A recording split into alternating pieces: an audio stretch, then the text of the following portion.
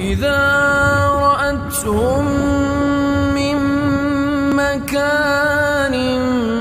بعيد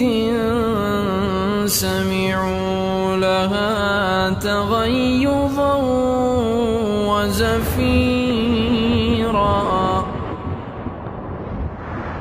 وإذا ألقوا منها مكانا